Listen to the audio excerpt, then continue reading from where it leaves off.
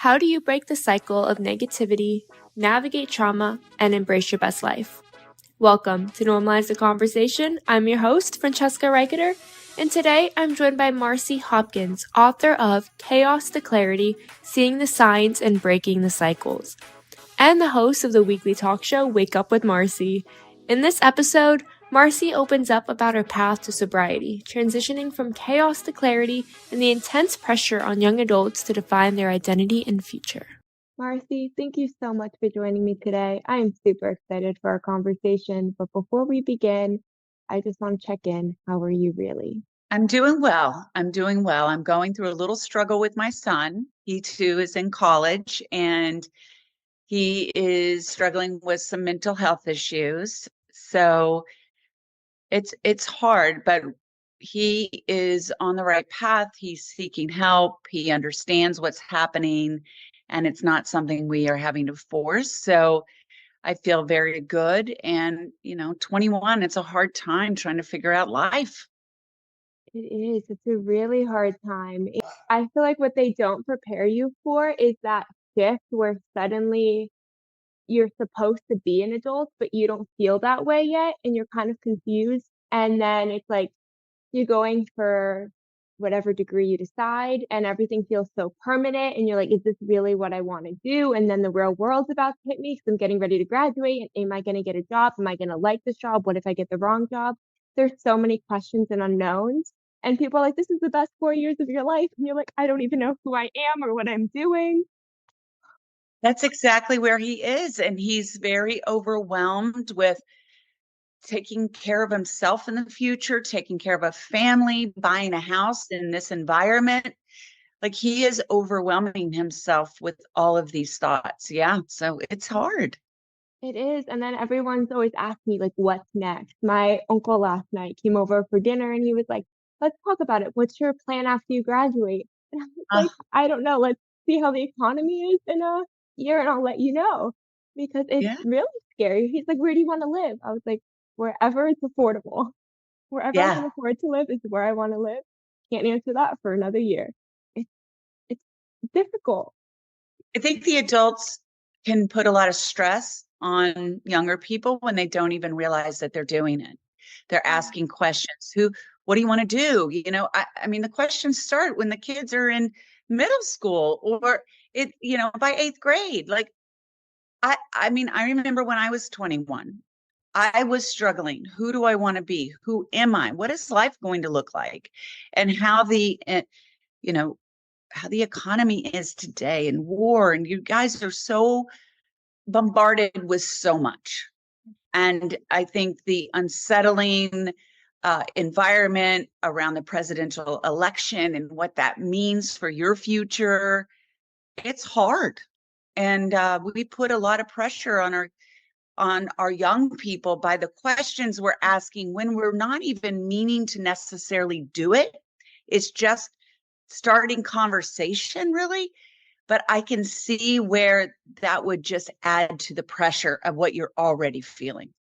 Yeah, because there's so much unknown. And then the fact of not wanting to disappoint people, right? So Yep. you want to say the right thing and you want them to be proud of you. You know, what if I don't know and I don't know how to answer this question? It becomes so much. And I know the adults in my life are just like they're trying to make conversation. They want to know what's interesting to me and what I'm excited about. But I'm at that point of so much stress 1 year till I graduate where I'm like, I don't know. You're asking me some really tough questions, and I'm just trying to figure out how to get to class today. All I need to Yeah. focus on. Stay here, stay in the moment. We're exploring life, right? And a lot of times I think this generation thinks differently than an older generation, right? You had a plan, and that is what you did. You went by this cookie cutter plan. And today, I think not only have things shifted, there's more jobs out there, jobs we're not even familiar with. And you guys are becoming more familiar with that. And so it's hard to have that conversation, but also understanding that there's more of a universal flow. There's more of not necessarily us planning everything, but there's something higher and bigger than us that we need to understand is driving us. And we don't necessarily need to make all the decisions for ourselves. Yes, it's not bad to have a plan and maybe think about the things that you want to do, but also not fight against something that's not working for you. Because if it's not working for you, and this is what I've learned, then you're climbing up the wrong mountain, right? There's something else that you should be exploring in life. And so I think that young people today and people in general in life, older people are still trying to figure it out what they want to do when they grow up most times too, right? We thought that we wanted to do a certain thing and then life takes us a certain way. And then we're really trying to find what we're passionate about. So you're not doing the grind, you're doing what makes you happy. And so I think that maybe understand that you can answer the question, I'm exploring right now. I'm in an Good answer. exploratory stage, and I know that life is going to take me where it is supposed to take me, and I'm willing to do the work. But right now, I'm exploring what that is. That's such a good answer because it really is trusting that things are going to work out and doing what you can with where you're at and what you have available to you. My dad the other day left me the book Who Moved My Cheese, and he Mm, was like, "This is one of the most important lessons you can learn in life. Is when things aren't working, don't sit and wait constantly for the same thing over and over again, expecting different results. Where can you make changes?" And I right. was really annoyed, I'm gonna be honest, when I got the book with the little sticky note inside, because I was like, "What does this mean?" Yeah. And as I read through it, I was like, "Oh, he's right. I'm so stuck in a lot of times that everything's permanent, and I make one decision and I have to stick with that forever." Yeah. And learning to let go of this idea that it's one thing and that has to be it, and to explore and figure out what I do like, what I don't like, what's working, what's not working, asking myself why it's not working, what changes can I make? Because Right. it's so easy to get stuck in this idea that, you got this one degree and you have to stick with it and stick down that path. And that might be the perfect path for you. But also, it might not be. And it's okay to make shifts in life. And it's okay. And maybe you can use that degree in another way, Yeah. maybe one you haven't thought about, but you're learning so much through your experience in school. And even if you take it to another direction, that's okay. That's okay. And I love that he is giving you that lesson that your decision is not permanent. Yeah. Because online with social media, everything feels so permanent because you post something, it's going to come back 10 years later. Right. So everything feels so like, for example, with mental health and suicide prevention, language changes a lot. So whereas Mhm. people used to say committed suicide, it's now died by suicide. So for me, a big thing that I deal with is what if I use the wrong language because language is going to shift. Yes. And it's Mhm. hard to get through the idea that it's okay to make mistakes. It's okay to grow as times grow. And not Yeah. everything is going to be the end of the world. But it feels like that because people go Yeah. online and start canceling people and you're like, oh no, I'm gonna be canceled. My dad's like, you can't be canceled because you're Yeah. not there yet to be able to be canceled. So focus on what you can focus on today. Yeah. And social media is so hard, and it is a totally different world. While I'm on there trying to push my message, and you do have to be careful what you say. There's a lot of subjects that maybe I don't touch on because of the fear of saying the wrong thing and the backlash that comes with that. But again, we all make mistakes, and mistakes are where growth is. It's in the mistakes, it's in the failure. And so really, when you are successful, when people are successful, they want you to have gone through failures because that is where you learn the biggest lessons. So mistakes are good, they're going to happen, and it's just how you get through them, how you get on the other side. And the thing is, you're always going to get on the other side of it. I mean, just think about life. think about life even up to your age right now. How many times have things not gone your way?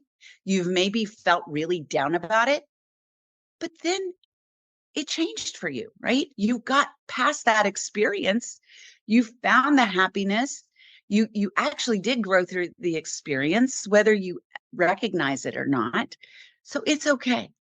It's okay to make the mistakes and not be perfect. I wish people could know, and I used to be there too.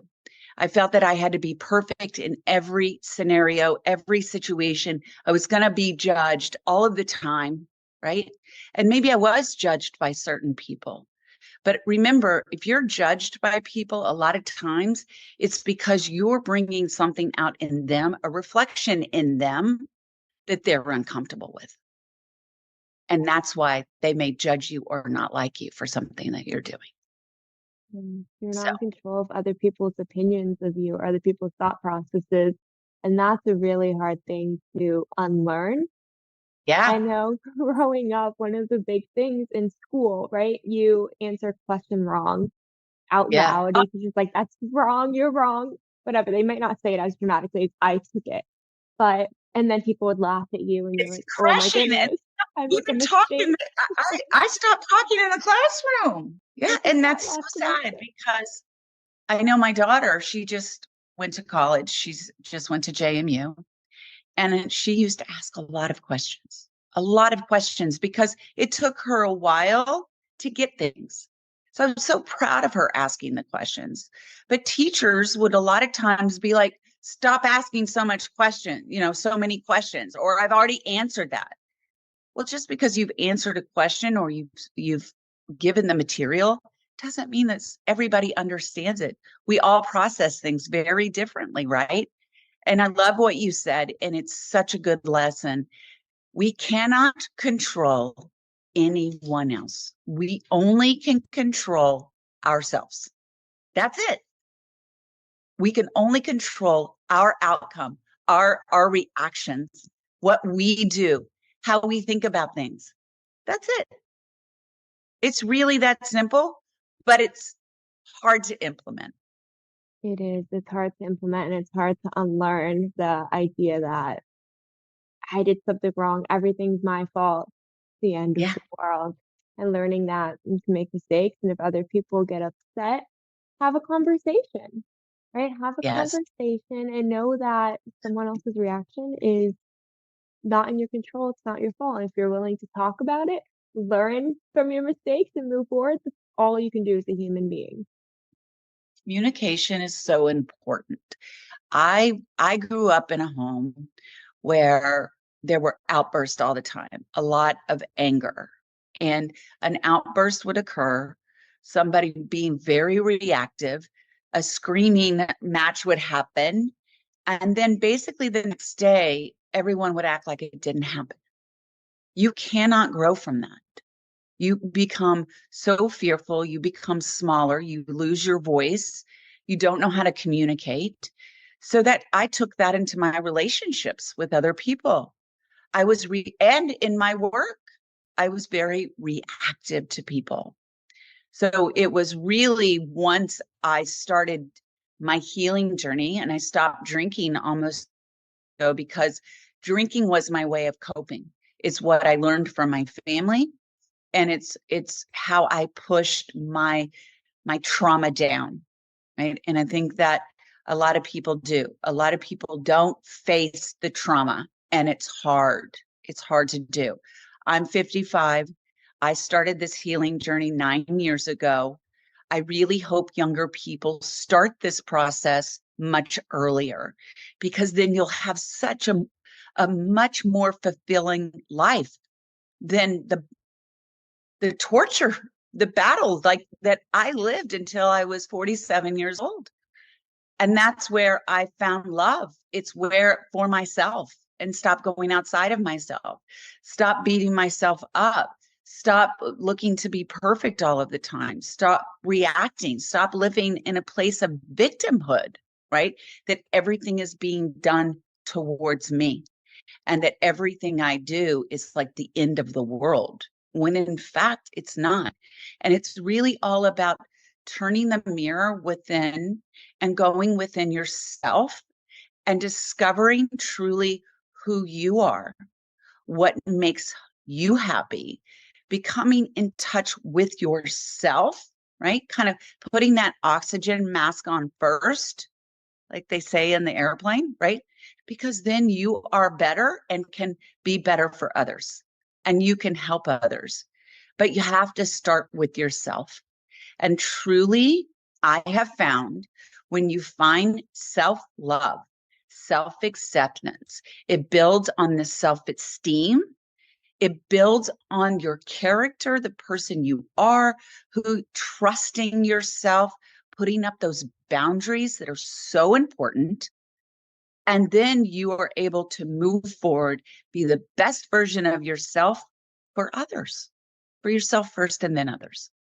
What you said about helping my generation learn earlier, I think we are starting to, because your generation and other generations, our generation too, is talking about it online, and we're talking about what's appropriate behavior and what's not, what communication styles are healthy versus what isn't. And these weren't conversations being held 20 years ago, 10 years ago.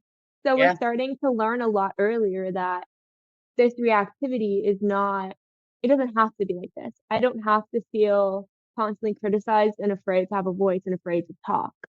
I don't have to Mhm. feel this way. And there are things I can do because people are now talking about therapy or talking about coping skills, self care practices, self help books, podcasts, Yep. all these Mhm. different tools that you can tap into and Yeah. find what works for you. It really is how you start a conversation, really. And when you have the conversation, take notice what is going on with the other person, right? If it's maybe not a great time, like, hey, I'd like to talk to you about what happened. I realize you're going through this right now, but hey, can we find a time? And don't make it about how the other person hurt you. Make it about how it made you feel, because it's about your perception of what someone else did or what someone else said. And maybe they didn't intend it to be that way. So they may not understand it and they may fight back because they're like, I didn't say it in that way. I didn't do it that way. But it's about, but it made me feel this way. And I perceived it this way. And I think it's better, it's more palatable when you're able to say, this is about me, not about what your necessarily what you said or how your perception is. It's my perception. And so when you're able to open up the lines of communication, you can move past it instead of, and you've said this, but it's instead of the resentment building up, when you hold it down and then you explode over something that it has nothing really necessarily to do with with that scenario. It's something that's been building. That you cannot push things down. They are going to surface at some point. They really are. But I'm so happy what you said about the I feel statements because that's something I've been learning to do more with my parents lately. My Mhm. dad and I have very similar personalities, and we're either like really good or really at each other. Our banter can Yeah. go either way. And so I used to be like, "You're making me feel this way." And now turning it into, "I feel this way. I know that was not your intention, but can we talk Right. about how we can shift this conversation? How we can have it in a way that you can ask the questions you want, you can get your points across, but I'm not Mm, gonna start crying within 5 seconds because I feel like I'm being attacked." So how can right. we build our communication so that both of us can have a conversation? And it's something that's not going too well yet, but we're learning. And that's the big thing is being able to recognize and how can you make these small changes and that I feel automatically from you're making me feel this way is Yeah. more willing to say, okay, how did I make you feel this way? How can I start shifting my tone of voice or the words I'm using instead of both of us just fighting and not being And able to get through and anything? that's a generational thing. And it's also parents too. Because when we were being raised, we didn't get to have a voice. We didn't get to say that that hurt us. right? So we had to respect and do whatever the parents said. So there is shift in how we are parenting, how we are respecting the young person and looking at you as a human, right? As a human instead of just our kid. They should be doing the things that we say because we know what's best. And we don't know what's best. We don't. And but we were raised that way, that our parents always knew best. And we're now recognizing that that wasn't the best because we're having to heal from that. And so it is good. So just recognizing that your father is learning this along with you.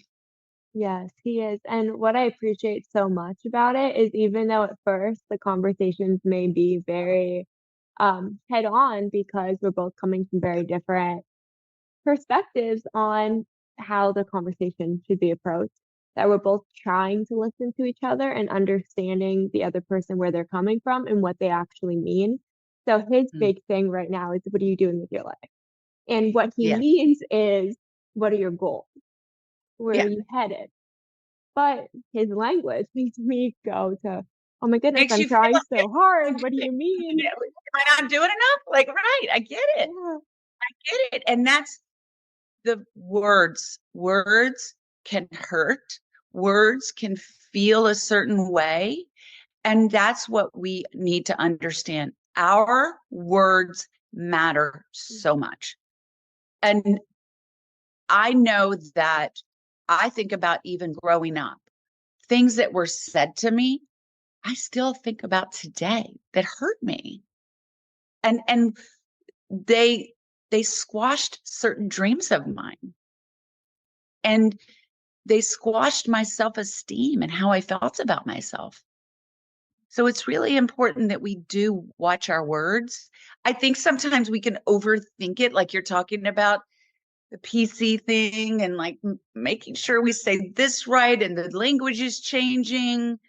And, even like alcoholics, you don't say alcoholism anymore. You say alcohol use disorder, which I appreciate because then I think it allows people to look at their drinking in a different way. Because when you think about an alcoholic, you maybe think highway, right? Drinking, or a woman drinking every day, or a man drinking every day from the moment they wake up. And it's not that.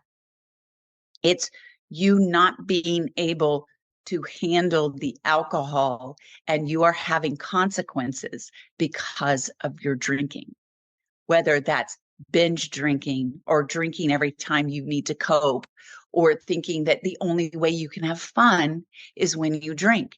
And our society teaches us that everything is surrounded by alcohol, right? And that is very sad. And it's very sad. I think there's a shift. There's a small shift happening with the mocktails coming out, and they're offering dry bars now. And so you can have some choices. Younger people can go to a place that's safe, but it makes me sad that there's still around alcohol being the answer to everything. There is, and Mhm. that language really does matter. But you said even the other day, one of my friends was like, "Oh, I want to give you like updates over my about my life," and I was like, "Okay, let's go get a drink." And he Yeah. was like, "Well, I don't really want to get a drink." He's like, "Let's go do something else. Let's go for a walk. Let's have a cup of tea." And I was like, "That's a much better way to have a conversation. To really be paying attention to each other, to not be sitting in Yeah. a loud bar having a drink, actually sitting there and being present and talking to each other and." Hearing what each other is saying and being able to offer compassion and validation and celebration. But it's so Yeah. ingrained in my brain that like someone wants to talk to you, let's go out to the bar. You go And out to a bar, go after work, it's like whatever it is, it is. And I was right there with you. And I thought everybody drank around me. But when I stopped drinking, I I now realized there's a lot of people that aren't drinking. So it's about who you're choosing to be around also. And think about it. Are they really your friends? If these are people that you're partying with, are they really your friends? I'm going to guess not. What you're sharing in common is a good time. And yeah, you go out and you talk, and maybe there's some camaraderie and you have somebody to call to do something with.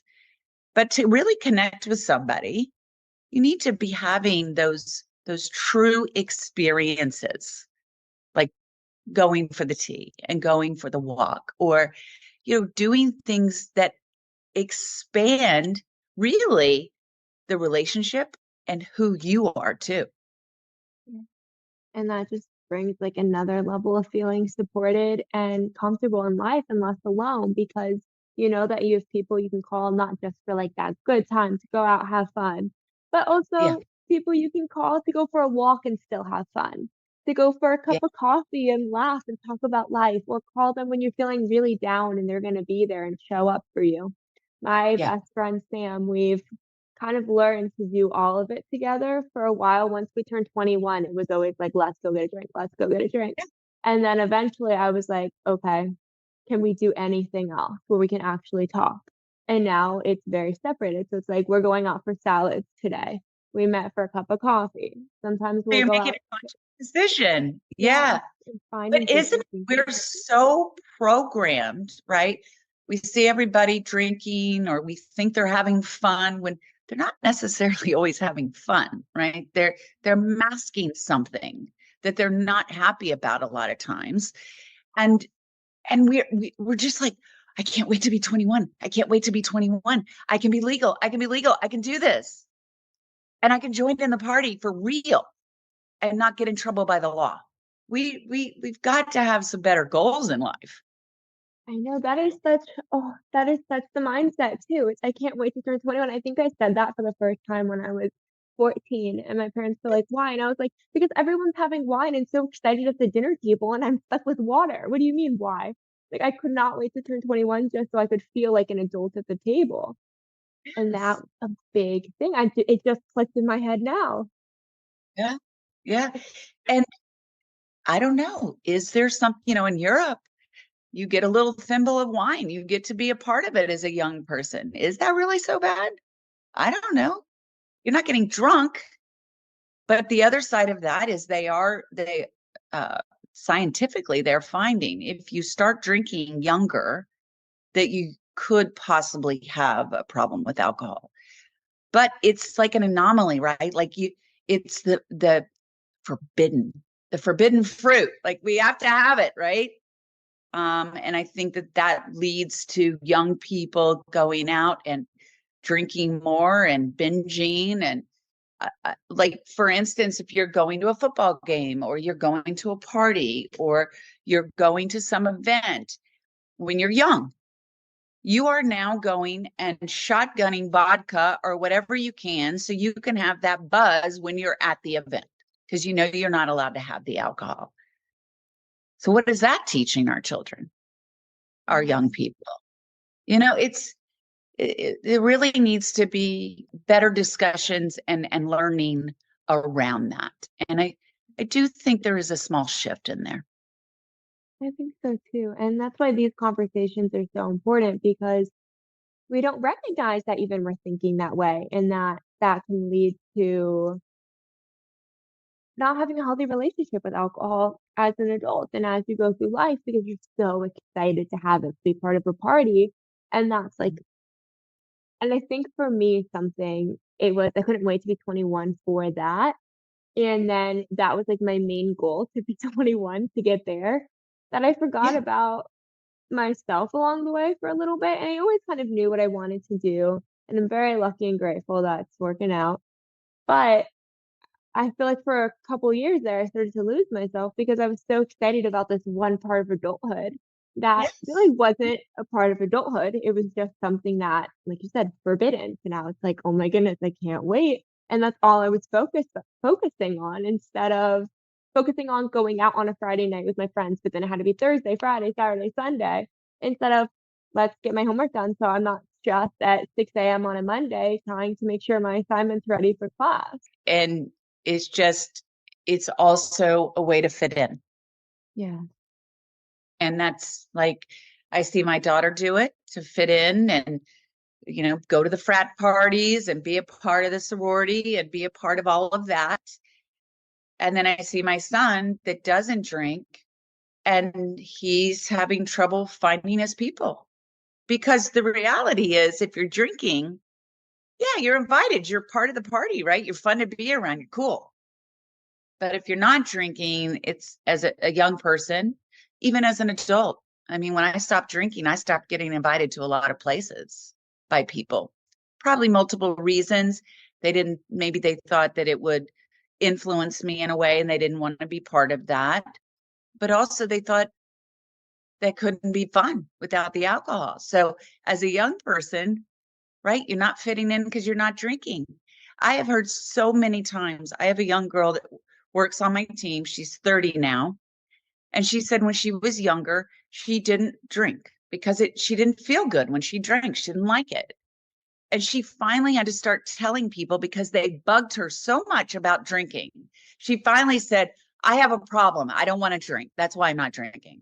And then they left her alone. But how terrible is that? Like, Terrible.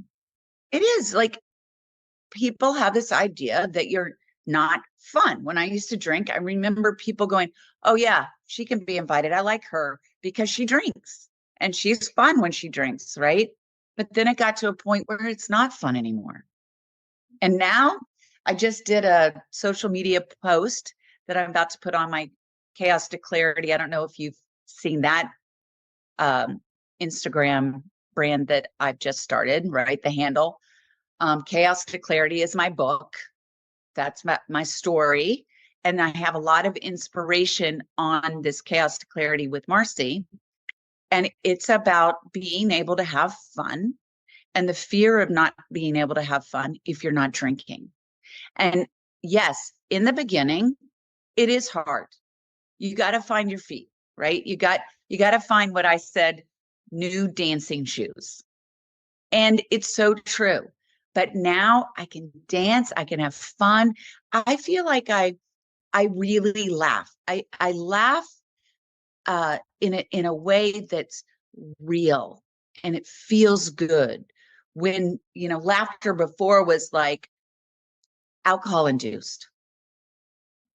And when you are laughing, a guttural laugh, because you're truly enjoying the moment and the people around you, or the movie you're watching, or whatever it is, that feeling is the best dopamine hit you're ever going to get.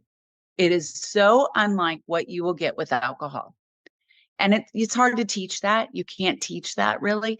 You can try to educate people around that, but it has to be a conscious choice for somebody to try it, right? And I like that we have dry January, because that gives you an opportunity to just say, okay, I'm going to try this for a month. I'm going to see what my relationship is around alcohol. Do I really need it to have fun?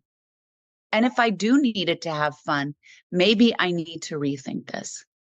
And with the holidays coming up, it's hard, right? Because everybody's drinking, everybody's indulging, overeating, all of these things. Because drinking is not the only addiction that people face. It's food, right? It can be exercise, it can be sex, it can be social media, it can be video games. But it's looking at these things and seeing, is this something that is affecting my life in a negative way? Am I having relationship problems? Am I having to say I'm sorry for my actions because of these things? Do I feel more down? Maybe you get a little hit of that dopamine and feel up, but then does it bring you down? And there's so many coping mechanisms, and I share so many that I've learned, and the action items and the ways that you can make these changes through my book, Chaos to Clarity. But we have to be mindful around the holidays and really encourage, if you're thinking about it, go for that dry January. Find a buddy that you can do it with. So there's so many ways to do it. And It's awesome. You can start following accounts on social media to help you through it. There's so many different avenues to kind of help yourself through this and find so many better coping mechanisms. And you talked about that too. Like you in college, stress level you guys are dealing with, like it's hard. You having to be adults or me having to be adult, that's hard too. It's hard on different levels. Okay. But there are ways. Let's just talk about breath work. I don't know. Do you do Yes, breath work? love it. Love it. Okay. And breath work takes you from that fight or flight or flee, right? And you need to do it, the breath exercise, for at least 5 minutes, and your nervous system will calm down because you can't have both feelings. Yeah. And if you don't really understand breath work, of course, you guys are all too familiar to go on Google, or there's so many YouTube videos too that can guide you through that. Meditation was another huge one for me. I do a lot of the guided meditations, but it's really kind of doing the guided, but then taking yourself to a place where you can sit in the quiet. And that's where you really start getting the downloads for yourself, giving your mind a moment of peace, right? And building upon that. I think that we all push ourselves too hard, and we are programmed to do that. But taking the rest to reboot yourself so your mind, body, spirit is stronger is so important. Giving yourself the 30 minutes. Exercise is key. Eating good foods, making good health decisions, drinking the water. I mean, you can make yourself have more energy without all of the negative ways that we think we need to do it. Listen, I love coffee. I'm not going to lie, but there are so many ways that we can actually build on our own healthy energy paths. And another one that I have found, when we block off our hearts, right? When we stop leading with love and opening up our heart, I'll just call it chakra. That's what they call it in the yogi world. But the heart chakra, when you open that up, I heard a story the other day and it was so powerful. I'm listening to The Untethered Soul by Michael Singer. I don't know if you're familiar with it, but this is a book about connecting to our conscious, okay? And really understanding who you are, getting to know me versus who you are, identifying yourself by I'm the wife of Ray Hopkins. I'm a television host, right? Who am I, right? And how you perceive things. So what you said with meditation, breath work, finding the coping skills that work for you, something that I've learned is not every coping skill is going to work for me, and finding ways to adapt and see it might work for me at different times. I ended up in a psych ward when I was 20. When I first came out of the psych ward, meditation was something that was really great. But then after about a year, it wasn't working as well.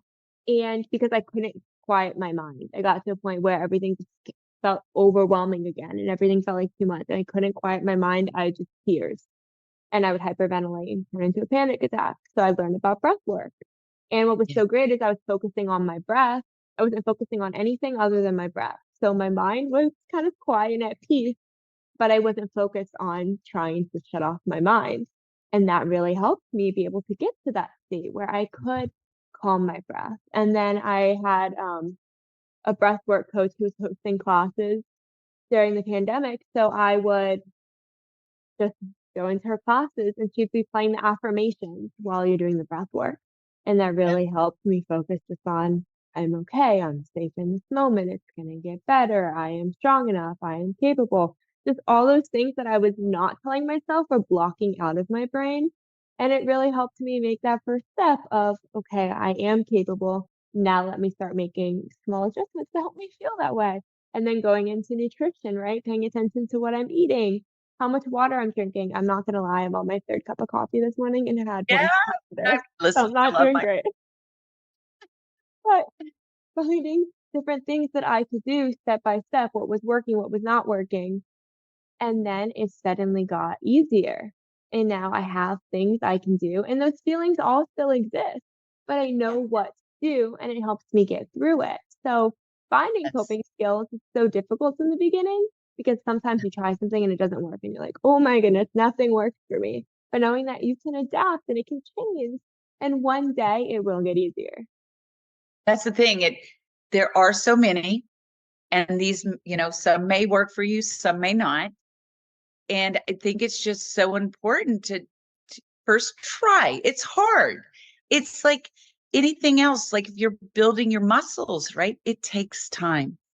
And our brains, think about it as you're building a muscle. And like you said, it gets easier. And you're able to kind of step back instead of just staying stuck in those feelings, kind of step back and move through it instead of just staying stuck in that feeling of panic and anxiety and overwhelmment. But I love that you have found these things because, like I was sharing in the beginning with my son, I think to myself, maybe he doesn't need to go back into one of these mental health facilities, right? But he does feel that he needs to go to learn how to do life. He struggles to be motivated in life. He wants to find who he is. He has discovered through testing, we've done a lot of testing, that he has ADHD, and this holds him back. Yes, we have the medications, right? But the medications aren't the answer. The answer is learning these mechanisms that can help you. So having the medical side along with the holistic living side. And so that's what we're looking at for the help. And I think it's important, and know that if you do need that help, that there's nothing wrong with you, and you're not, meaning like you're not alone. Like this is something that is showing strength, that you are going to get the help. It's important to get the help. And you're the one who can talk on this, right? Like, did that enable you to make changes for yourself in life and know that you were worthy of that? Yeah, when I finally had the tools to be able to, when I learned that it was normal to struggle and to not know what to do, but there were things you could do to help you through it, that was a big shift for me. And then finding what worked and slowly Mm. gaining more confidence in myself because for the first time I didn't feel stuck. It didn't feel like all this was happening to me and I couldn't get out of it. One small thing made such a difference. I was doing hot yoga every morning for a while, and that was just something that got me out of bed, something I was excited to do, that I wanted to do. And then after that, I was like, okay, I feel a little bit lighter right now. This is good. Now what can I do? So finding those small tools that could help by getting help and access to support, by making those small steps and being willing to also know that some days it was gonna be a lot harder to make those small steps, and that didn't erase any of the progress, right? So it's like I could have those really bad days or weeks or periods of time where it's like, I don't have that energy anymore. I can't find a reason to keep going, and it just feels so much that those days still exist, but it doesn't erase all the progress, and I will get back to that point where I'm moving forward again. But it's And hard. I know, but I want you to know, as young people, the older people are going through this stuff, the same stuff. We're all trying to figure out the same stuff. It just becomes a little bit easier. You have the life lessons, you have the wisdom of life, and you don't care as much when you get older. I'll tell you that. You have the ability, I think, there's still a lot of people that aren't making the good decisions, but we too have to. So the interesting thing is, while I am so much older and, young people are going through their own thing, we're really going through the same things. It's just that we're at a different age and we have more life under our belt. So I just think that bringing ourselves a little bit closer to each other and recognizing, hey, yeah, maybe I'm a little older and this has worked for me. Or, hey, I'm younger and I have found, because we are talking about it, this has worked for me. So maybe it could work for you too, because the answers are the same for Yeah. all of us. And it all comes back to communication and why we need to be talking about it. And one thing that's been really great for me lately is when I have this like debilitating anxiety, debilitating depressive episodes, for a while I was like telling my parents, like, you just don't understand. You can't understand. And my dad finally said to me about 2 weeks ago, he was like, I do understand, but because I'm so much older and because I've gone through life, I am able to keep going in a way that you don't recognize. You don't see the debilitating anxiety. You don't see that fear of what if this doesn't work out. You don't see the stress because you see me continue to work and push through it. It's like I have those same feelings. And when I was younger, it was a lot harder to make that next step. It's like it's just 30 more years of practice that you don't have yet, but you'll get Yeah, there too. yeah, All it yeah, took was absolutely. him communication for him to say that, and I was like, "Okay, so I'm not alone and I'm not wrong for feeling this way." Right, right. That's powerful. That's powerful that your dad was able to open up. But remember, there's a lot of older people out there that are sick too, and they may not be the best at parenting, because they're not learning or helping themselves too. So hopefully these conversations will help with that, and maybe they'll hear something that will trigger them too.